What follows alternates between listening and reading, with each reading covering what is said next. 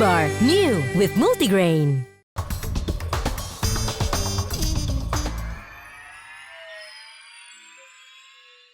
Dipersembahkan oleh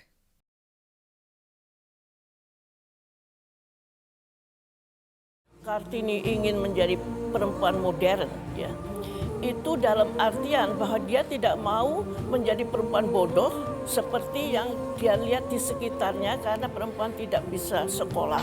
Om er te studeren voor een vak te worden opgeleid en wel speciaal voor het onderwijs. Bahwa ada gadis-gadis Tionghoa yang ingin belajar ke Belanda untuk menjadi guru.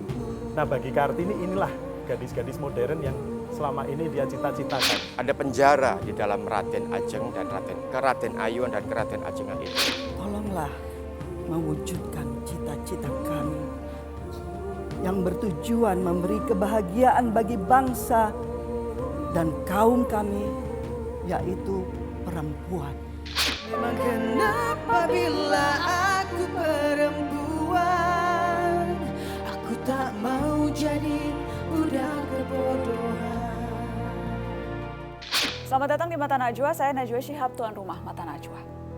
Selalu ada Kartini di setiap diskursus perempuan, walau perdebatan juga tak bisa terhindarkan. Tentang Kartini sebagai pahlawan atau bukan, pejuang perempuan atau sekedar suara kaum bangsawan.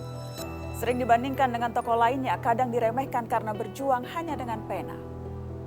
Begitulah enigma Kartini dalam sejarah, hayat dan karya Kartini selalu menarik untuk dibedah. Mari bicara kembali tentang Kartini, menimbang lagi warisannya untuk negeri.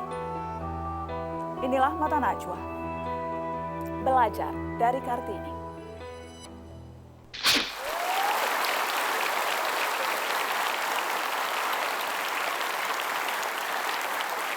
Kartini, satu di antara sedikit perempuan Indonesia yang ditetapkan sebagai pahlawan nasional. Lahir dari keluarga ningrat tidak membuat ia termanjakan.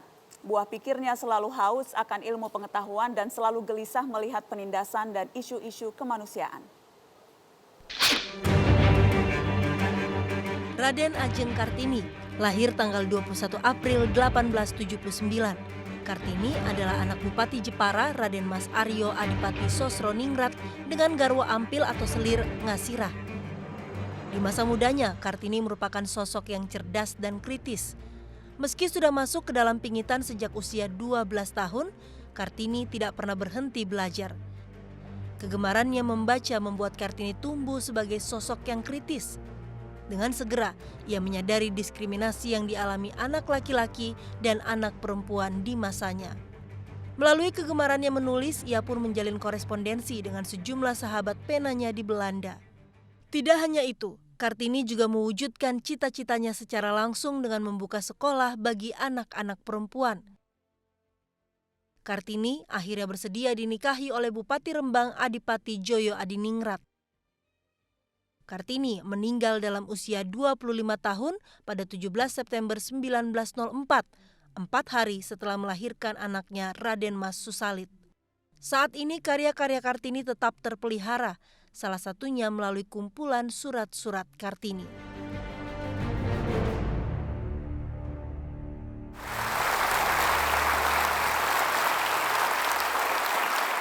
Dan bagaimanakah sosok Kartini di mata keluarga? Sudah hadir di studio Mata Najwa dua keluarga Kartini, Ibu Asri Mimining Tias, cucu adik bungsu Kartini, R.A. Sumantri, dan Niki Arwati, cucu kakak tertua Kartini, Raden Mas Slamet Sosroningrat. Selamat malam Ibu Mimi, selamat malam Ibu Niki. Terima kasih banyak sudah bersedia hadir di Mata Najwa. Malam ini kami ingin belajar dari Kartini.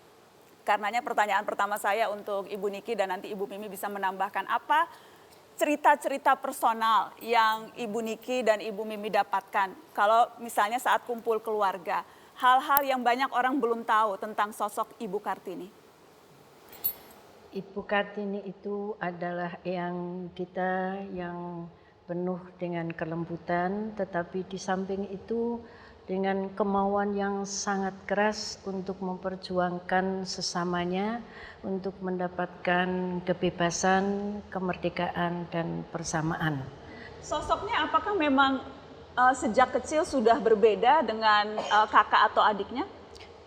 Sudah, karena selalu bergerak dan selalu ingin sesuatu yang baru dan selalu menanyakan apa yang belum diketahuinya dari buku-buku maupun dari apa yang didengar dari ayahandanya. Saya membaca bahwa ketika kecil Kartini kecil itu nakal, Ibu Mimi, betul?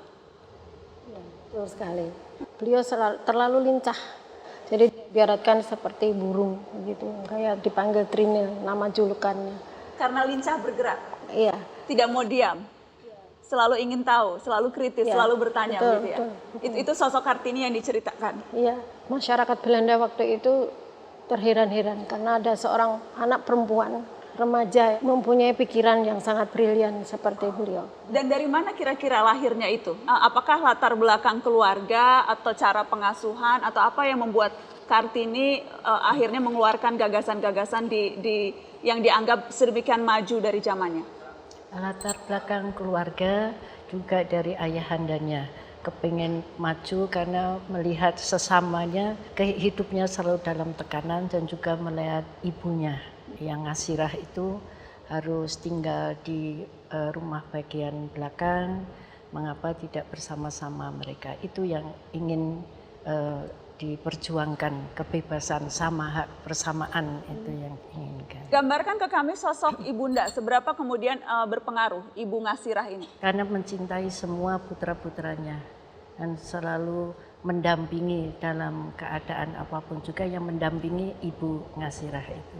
Kalau ada kesulitan-kesulitan selalu larinya ke ibunya dan ibunya selalu apapun yang harus dilakukan asal bisa menyelamatkan putranya itu dengan kasih sayang yang besar. Saya melihat Ibu membawa buku-buku, boleh ceritakan ke kami itu buku-buku, sepertinya buku-buku langka karena sekarang rasanya sudah lebih sulit kita memperoleh buku-buku tentang Kartini, terutama kalau buku otentik yang asli tentu sangat susah. Ini adalah Dorternes Totlicht. Ini didapat dari Ibu Abindanon, diberikan kepada Eyang Ardi Kartini, kemudian saat Ibu Niki menikah oleh Eyang Kardinah diberikan sebagai hadiah. Begitu Ibu Niki, jadi itu sangat spesial ya, diberikan ke Ibu oleh Eyang Kardinah, adik Ibu Kartini pada saat pernikahan. Iya. Itu jadi asli dari Abindanon? Asli, ada tulisannya juga. Boleh saya lihat ya Ibu? Asli. Saya ingin tahu untuk Ibu Niki dan untuk Ibu Mimi, ada begitu banyak surat-surat Kartini yang ditulis. Bolehkah saya meminta Ibu membacakan satu bagian yang menurut Ibu paling dekat di hati? Surat dari Eyang Kartini pada tanggal 10 Juni tahun 1902. Toen sprak ik, meneer Van Kol, mijn bedoeling van dat naar Holland gaan is om te studeren, voor een vak te worden opgeleid en wel speciaal voor het onderwijs. Ten einde later, wanneer ik weer in mijn land terug zal zijn, ene school te openen voor dochters van inlandershoofden en wier opvoeding ik me geheel wens te wijden. Tolong terjemahkan untuk kami yang tidak mengerti bahasa Belanda, Ibu. Eyang Kartini mengatakan kepada meneer Van Kol karena ingin belajar ke negeri Belanda untuk menjadi seorang guru dan kemudian kalau sudah pulang ke negaranya akan mendirikan sekolah untuk mendidik para wanita, para putri-putri dari kepala pemerintahan dan itu semua untuk dapat menjadikan mereka cerdas dan pandai. Itu cita-cita Kartini. Ayah tidak bersalah. Tidak dapat menduga bahwa pendidikan yang diberikan kepada semua anaknya akan berakibat demikian pada salah seorang.